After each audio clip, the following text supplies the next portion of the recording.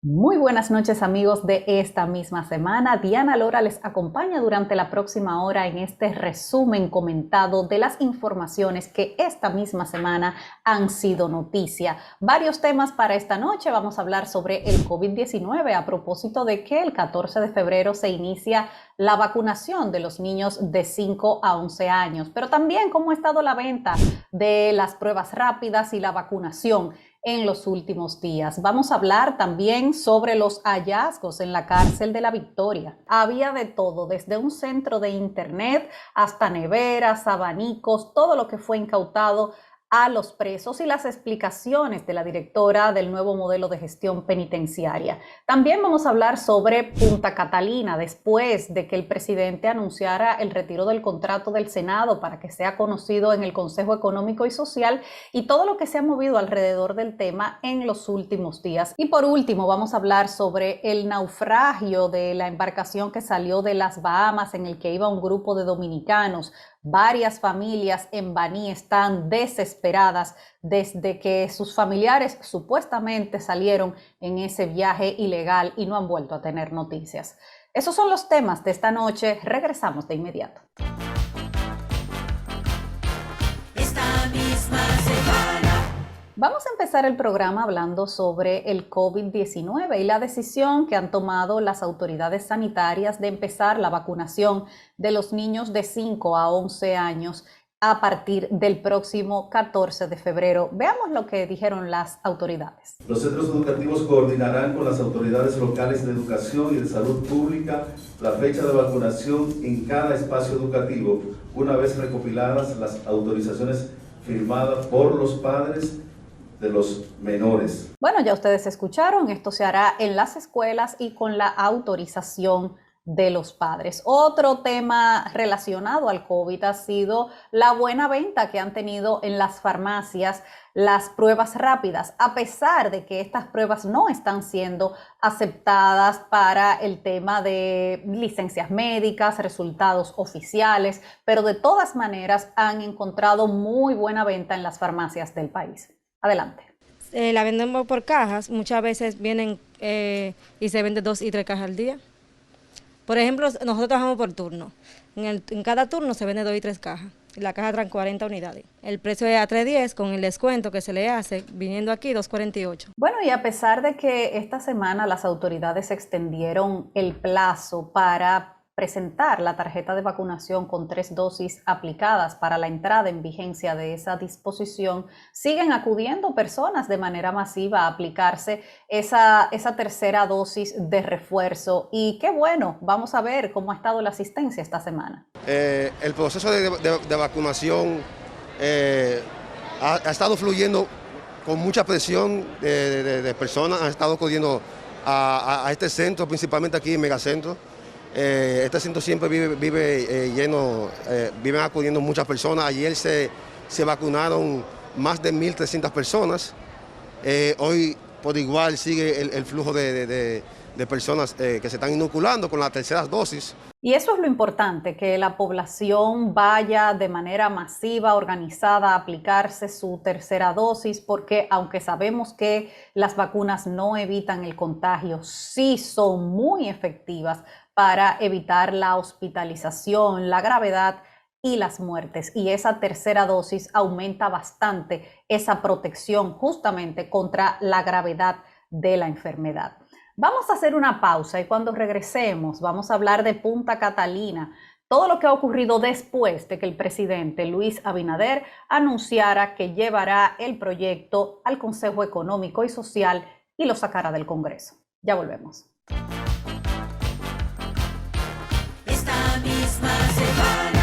Bueno, esta semana empezó caliente por esa locución que hizo el pasado domingo el presidente Luis Abinader, en la cual anunciaba que le pediría al Senado que pospusiera la discusión del contrato de fideicomiso de Punta Catalina para llevarlo al Consejo Económico y Social, que ese fuera el foro donde se empezara a discutir la modalidad de administración para las plantas de Punta Catalina. Y bueno, el discurso cambió bastante de muchos actores en toda esta discusión que se ha dado durante las últimas por lo menos 3 semanas, después de que el presidente hiciera ese anuncio. Ahora ya sí parece todo el mundo de acuerdo en que hay varios puntos de ese contrato que deben ser modificados. Mientras tanto, uno de los anuncios que hizo el presidente en esa locución era la solicitud de una auditoría técnica a la Cámara de Cuentas, y eso se formalizó esta semana cuando el Poder Ejecutivo le pidió a ese órgano de control una auditoría financiera a las plantas de Punta Catalina. Veamos. Estamos solicitando a esa honorable Cámara de Cuentas la realización de una auditoría financiera sobre dicho activo que abarque hasta el día 31 de diciembre del año 2021. Uno de los puntos más discutidos durante todo este periplo del fideicomiso de Punta Catalina en las últimas semanas y de los puntos del contrato que están en controversia ha sido el de los controles, el hecho de que ese contrato hable de un reglamento especial para ese fideicomiso y que algunos juristas han señalado que no habla específicamente o de manera clara de que tenga que sujetarse a los controles y la ley de compras y contrataciones. Justamente a esto se refirió el director de compras y contrataciones, Carlos Pimentel. Y vamos a escuchar lo que él dijo. ¿Debe Punta Catalina sujetarse a compras y contrataciones, a la ley de compras y contrataciones? Escuchemos su respuesta. En el anteproyecto de ley hemos incluido de manera expresa que los fideicomisos públicos se deben regir por el sistema de contrataciones y que se deberá elaborar un reglamento especial que pueda regular su funcionamiento de acuerdo a la naturaleza de estos. Efectivamente, y eso debe quedar consignado en el contrato si es que se sigue con la figura del fideicomiso o con cualquier modalidad que se decida para la administración de las plantas, debe sujetarse necesariamente a la ley de compras y contrataciones, porque estamos hablando de un bien del Estado que según el gobierno seguirá siendo un bien del Estado y por lo tanto debe sujetarse a los controles y regulaciones, así como también todas aquellas personas que estén involucradas en su administración, que ha sido también otra de las críticas al contrato, que los miembros de ese comité técnico, al no ser funcionarios públicos, pues no se deben a los mismos controles que los servidores públicos, como por ejemplo hacer presentación de declaración jurada de patrimonio y otras disposiciones que tienen los órganos de control que son precisamente para garantizar la transparencia. Por otro lado, ha habido también críticas a la nueva auditoría técnica que fue publicada. Algunos miembros de la sociedad civil dicen que esto ha sido para entregar Punta Catalina al empresariado a precio de vaca muerta y por supuesto el PLD defiende la obra. Vamos a escuchar estas otras opiniones. Este informe se ha dado a conocer con la intención de seguir bajándole el valor a la central termoeléctrica que, reitero, actualmente en estos momentos está aportando al Ministerio de Hacienda 15 millones de dólares, aparte de suplir el 33% de la demanda de energía en el sistema interconectado. Estos son subterfugios que realmente vienen a dar con el traste de que esta planta se quiere devaluar y se quiere entregar a estos grupos para que la manejen de una forma devaluada.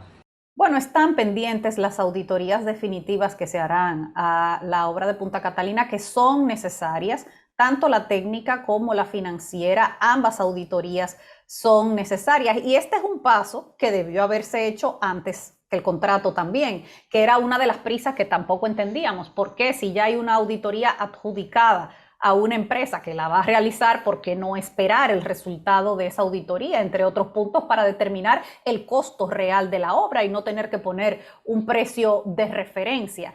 Pero hay otro punto también y es el que ha planteado el jurista Olivo Rodríguez Huerta sobre la posibilidad legal y jurídica de administrar Punta Catalina mediante un fideicomiso público.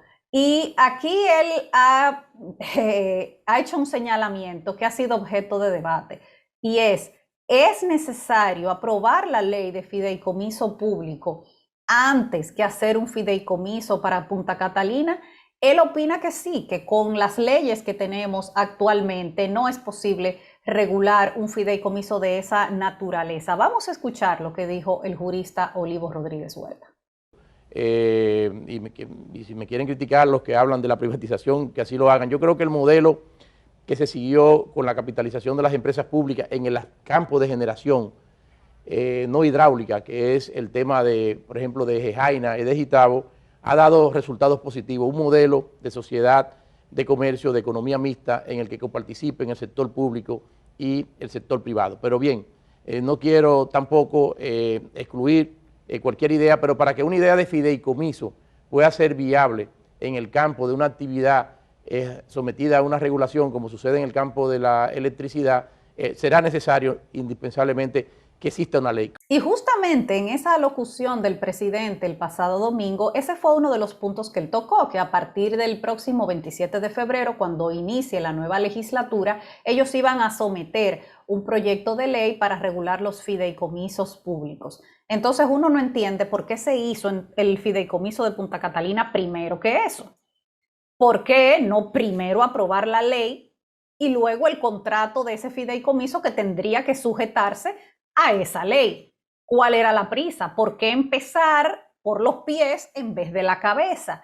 Y bueno, esa es la discusión que tienen juristas ahora. Algunos dicen que no es necesario esperar a que esa ley esté aprobada para hacer el fideicomiso de Punta Catalina, y otros, como ustedes acaban de escuchar al doctor Olivo Rodríguez Huerta, opinan que sí, que es necesario y es sano que se apruebe esa ley primero. La prisa realmente no la entendemos, porque el gobierno está administrando Punta Catalina, entonces que no le están administrando bien. No hay necesidad de salir corriendo. Vamos a establecer todas las leyes y controles que sean necesarios para que esto se maneje con la mayor transparencia posible, todas las auditorías que sean necesarias, y luego entonces hablamos de un contrato de administración, revisando, por supuesto, cada uno de los puntos que han sido puestos en cuestionamientos. Esa es una tarea para el Consejo Económico y Social cuando empiece a conocer este tema, que según su director, el señor Rafael Toribio, ya tienen los aprestos para empezar a conocerlo. Vamos a la pausa y cuando regresemos, otro de los temas de esta semana, los hallazgos en la cárcel de la Victoria. Ya volvemos. Esta misma semana. Estamos de regreso en esta misma semana, y otra de las informaciones más comentadas durante los últimos días han sido los hallazgos que hizo la Procuraduría General de la República en las requisas en la cárcel de la Victoria. Allí apareció de todo, pero lo que más ha llamado la atención es el centro de internet que operaba desde la cárcel, manejado por reclusos, incluso con fibra óptica y todo, en el cual cobraban a los presos por el servicio, pero hasta daban servicio a las comunidades aledañas a la cárcel de la Victoria, con un sistema de cámaras de seguridad que también eran manejadas por un preso. Vamos a ver estos hallazgos. Ahí hubo de todo: celulares, drogas, armas. Vamos a este recuento de lo que fue ocupado en la cárcel de la Victoria. La tarde de hoy, la Procuraduría General de la República dio a conocer los resultados de la pesquisa realizada a esta penitenciaría de la Victoria con el apoyo de los organismos del Ministerio de Defensa.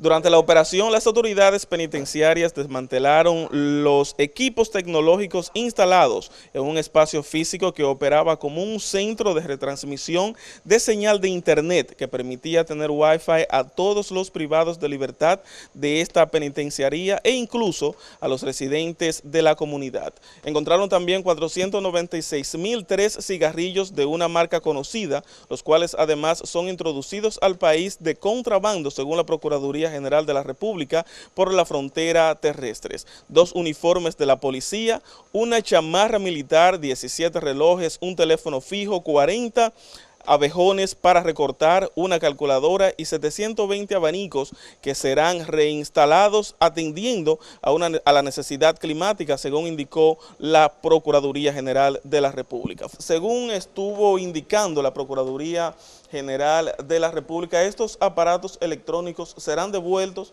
a los familiares de los privados de libertad. Señalan que no es posible tener este tipo de privilegios dentro de esta penitenciaría. Actualmente todo está bajo control, todo está normal, como pueden ver ustedes en la cámara. Está cayendo un poco de agua acá en esta comunidad de La Victoria, pero fuera de esto todo transcurre de manera normal. La seguridad, a pesar de que días posteriores al incidente donde murieron 3 personas y 10 resultaron heridos, había aumentado la cantidad de vigilancia, pero actualmente todo ha vuelto a como era anterior. Es decir, la misma seguridad, la seguridad solamente cuando se va a ingresar a la penitenciaría, pero en las calles que está frente a la misma, ciertamente no hay ningún tipo de seguridad. Así el ambiente aquí en esta penitenciaría de La Victoria. Y bueno, como les comentaba, lo más llamativo ha sido ese centro de internet, porque antes se han hecho operativos de requisa en las cárceles dominicanas y siempre encuentran armas, encuentran drogas, pero ahora la cantidad de celulares, más de 500 celulares ocupados, y ahí está toda la explicación de por qué se logran hacer estafas y demás desde las cárceles. Es que aquí los presos están mejor comunicados que cualquiera.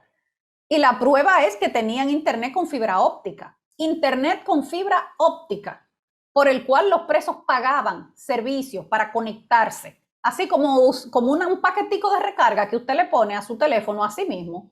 Así mismito operaba ese centro de internet dentro de la cárcel, que obviamente tenía que contar con la complicidad de las autoridades del penal, porque es imposible que una persona tenga un negocio de ese tamaño, hasta con cables tirados y todo. Según la Procuraduría, ese cable de fibra óptica venía desde Sabana Perdida para brindar el servicio de internet a los presos.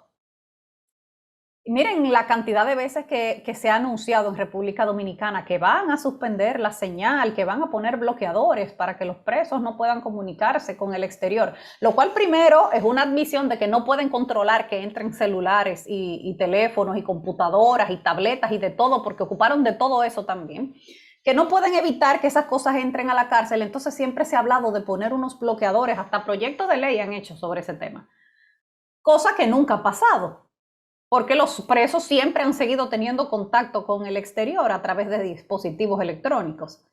Pero es que esto sobrepasa todo lo que habíamos visto hasta este momento. Un sistema de cámaras de seguridad, casi 90 cámaras de seguridad operadas por un preso, y ese preso veía quién entraba, quién salía, podía ver el hall de la cárcel, los internos, todo, el gran hermano. Esta semana estuvo la directora del nuevo modelo de gestión penitenciaria en el programa El Día, Patricia Lagombra, y justamente explicó quién era este Camaján que manejaba todo ese sistema informático tecnológico, un preso dentro de La Victoria. Vamos a escuchar las explicaciones de Lagombra. Estaban ubicadas estratégicamente en puntos sensibles de seguridad, desde la entrada, desde la parte de registro, de las áreas administrativas, de los patios. Y evidentemente, nada de esto habría sido posible sin la complicidad de las mismas autoridades del penal. Vamos a escuchar la reacción de algunos expertos en tecnología y del presidente de Tecnología de la Información a los hallazgos hechos en La Victoria. Debe revisarse en este caso la permisología en términos de cómo dentro, alrededor y fuera del recinto pudieron habilitarse las tecnologías tanto inalámbricas como alámbricas, porque las mismas tienen componentes que deben precisar un proveedor, un prestador de servicios y una instalación previa. Bueno, esta semana incluso hasta expresidiarios de la Victoria han explicado cómo es que funciona el sistema tecnológico ahí dentro, que ellos pagan por recarga, que pagan 100 pesos, 200 pesos para que le hagan una recarga de internet por unos cuantos días y ellos poder utilizarla a través de su teléfono. Un negociazo, porque calculen ustedes que en la Victoria hay más de 7.500 presos. Entonces, calcule usted ahí que cada preso pagando de a 100, 200 pesos cada 3 o 4 días para que le den el servicio de internet. Estamos hablando de millones de pesos todos los meses, que ese individuo que dice la Procuraduría, que era el que manejaba toda esa parte tecnológica, se estaba llevando, obviamente no él solo, en complicidad con los que lo permitían. Y esa es otra de las partes que estamos esperando de este operativo de la Procuraduría General de la República, que anuncien el sometimiento de los guardias que eran cómplices de todo esto. Ahora, definitivamente han desmantelado un gran negocio dentro de la cárcel. No solamente el negocio del internet y los servicios tecnológicos, sino también el negocio de los privilegios que siempre ha existido dentro de esa cárcel. Fíjense ustedes en el recuento de todo lo que se ocupó, la cantidad de neveras, de neveritas ejecutivas, de abanicos, de microondas, y todo eso es, señores, privilegios que se pagan, que se lo pagan a los guardias para que se lo dejen entrar a los presos. Entonces sí, han desmantelado un gran negocio en la Victoria y ahora esperamos ver a los sometidos. Vamos a la pausa y cuando regresemos vamos a hablar de la tragedia de Baní, la desesperación de las familias que hoy no saben dónde están sus seres queridos, pero que sospechan que murieron en ese naufragio en las Bahamas. Ya volvemos. Esta misma semana. A principios de enero, una tragedia enlutó a Baní y varias comunidades de Baní cuando ese camión en Chiapas lleno de inmigrantes ilegales se volcó y murieron una gran cantidad de ellos. En ese viaje iban varios dominicanos, la mayoría de ellos de Baní, también habían otros que eran de Montecristi, tratando de llegar de manera ilegal a los Estados Unidos a través de la frontera con México.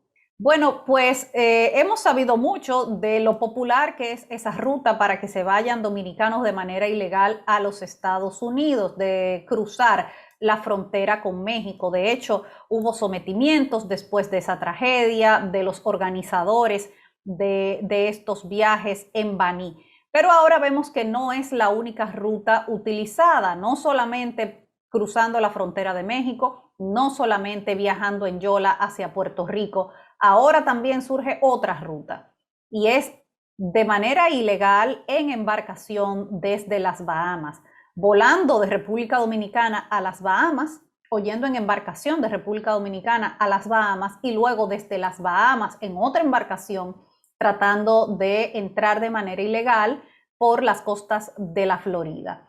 Bueno, pues resulta que ese naufragio que hubo en aguas de las Bahamas, cuando esa embarcación con cerca de 40 ocupantes se hundió y hubo un sobreviviente, un muchacho colombiano, al que encontraron 3 días después encima de la embarcación volteada.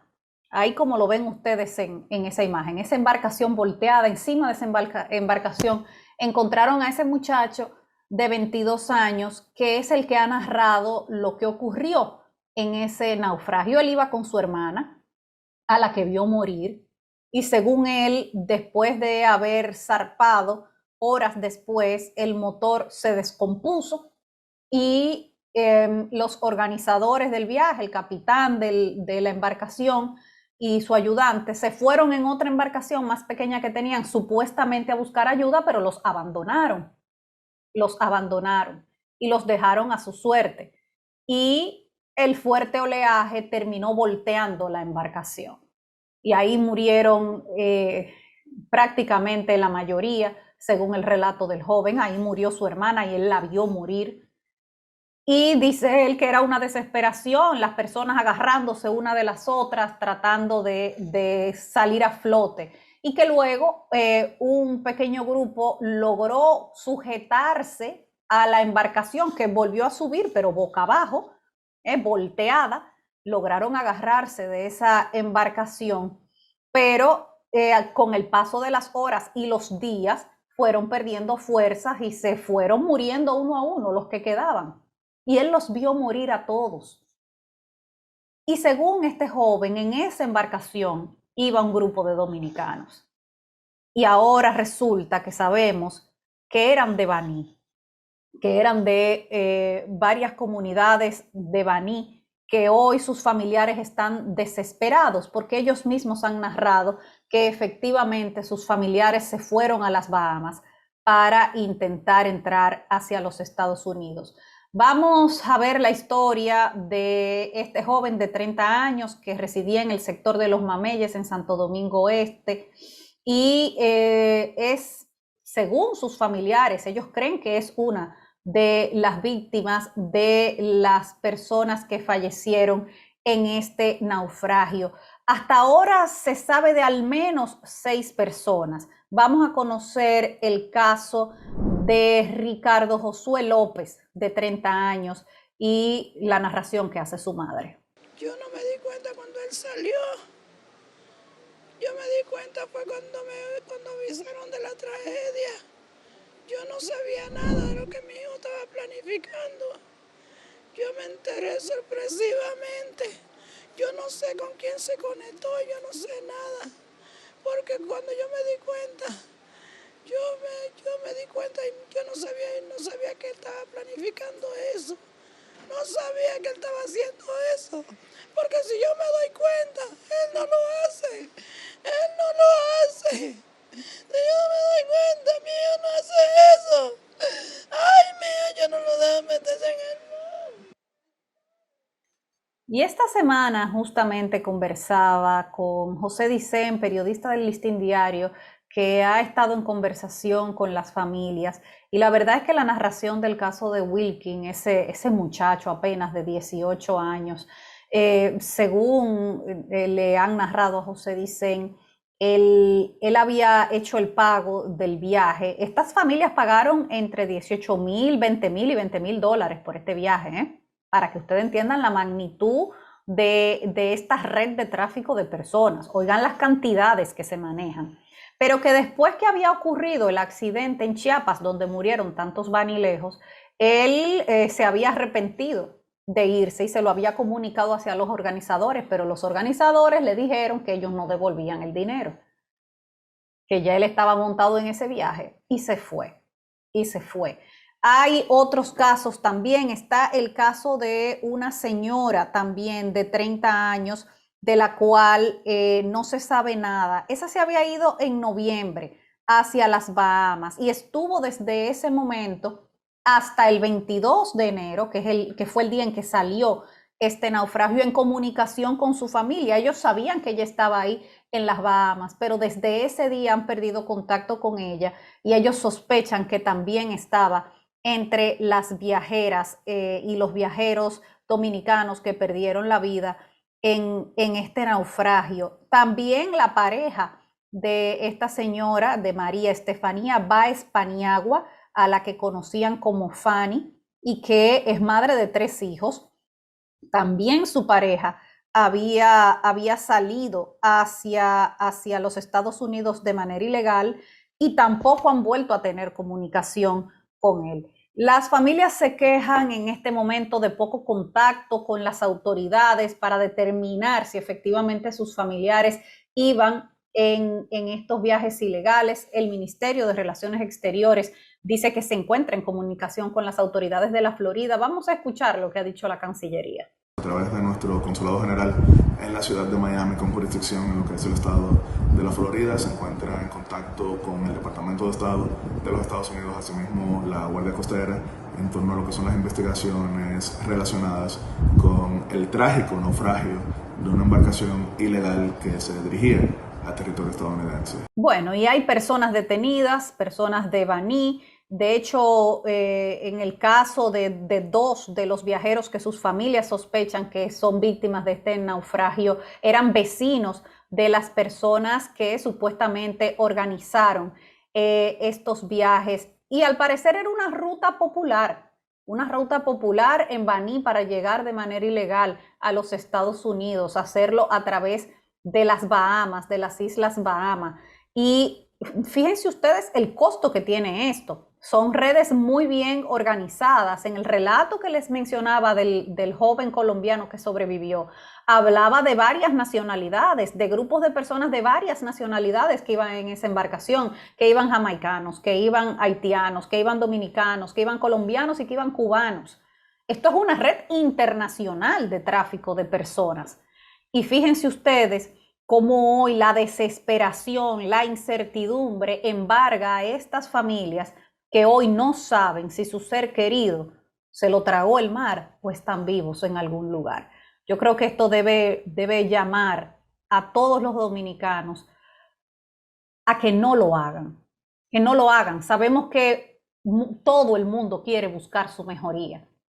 Y esa aspiración de irse fuera, de irse a los Estados Unidos, de emigrar para intentar ayudar a la familia, para salir adelante, es una aspiración legítima que tienen muchos dominicanos, pero hay que hacerlo de la manera correcta. No se puede poner en riesgo la vida, ni se puede poner a las familias en esta situación que están las de Baní hoy, que no saben si a su familiar se lo tragó el mar. Señores, este es el final de este programa. El próximo sábado Uchilor estará de nuevo aquí con todos nosotros. Gracias por su compañía. Quédense ahora con Telesistema.